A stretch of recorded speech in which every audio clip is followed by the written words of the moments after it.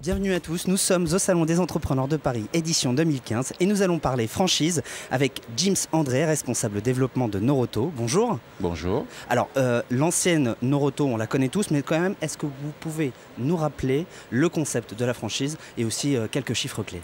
Tout à fait.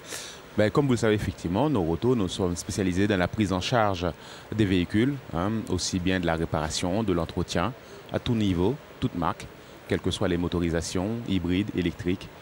Et le but, effectivement, c'est de pouvoir transformer l'expérience client à travers l'enseigne Noroto de par nos porteurs de projets, nos chefs d'entreprise qui sont de véritables entrepreneurs qui ont envie avant tout de s'investir et d'investir dans l'enseigne Noroto.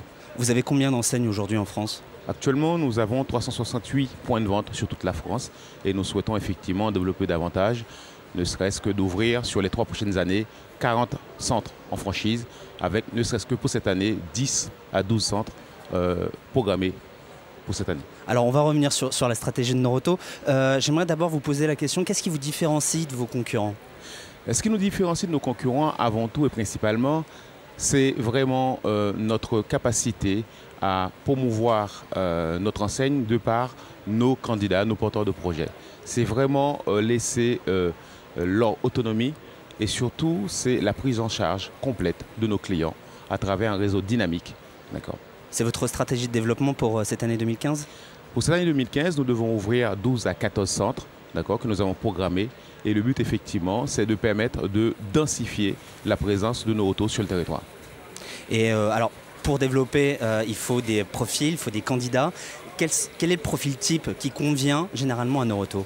Alors, le profil type pour nous, effectivement, de franchiser Noroto, c'est avant tout un entrepreneur qui est indépendant, qui a envie avant tout de s'investir et d'investir dans le réseau. En fin de compte, nous avons besoin de managers, d'hommes de terrain, de commerçants et surtout de gestionnaires. Quelles sont les conditions nécessaires pour postuler? Pour postuler, en fin de compte, à partir du moment que vous avez envie d'entreprendre, que vous êtes passionné par le métier de l'automobile et que vous avez envie de vous épanouir tout en étant indépendant, être capable de gérer une équipe d'hommes et de femmes, une petite équipe au sein d'une structure, à ce moment-là, vous pouvez postuler pour devenir franchisé Noroto. Alors, tout ça, c'est que le savoir-être. Est-ce qu'il y a un savoir-faire ou aussi peut-être un montant, un minimum à investir quand on veut ouvrir une franchise Noroto? Oui, effectivement. Pour ouvrir une franchise Noroto, il faut avoir un minimum d'apport. Ça, effectivement, ce sont les banques, on peut pas dépasser les conditions, ça. On ne peut pas dépasser ça. Il faut 100 000 € d'apport minimum.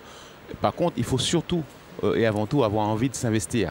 Voilà, d'être sur le terrain et d'être principalement un homme de terrain, un gestionnaire et un bon manager. Merci à vous, James André. Je le rappelle, vous êtes responsable développement de Noroto Franchise et nous sommes ici au Salon des Entrepreneurs de Paris, édition 2015. Merci à vous d'avoir bien voulu parler franchise avec nous. Au revoir. Merci, au revoir.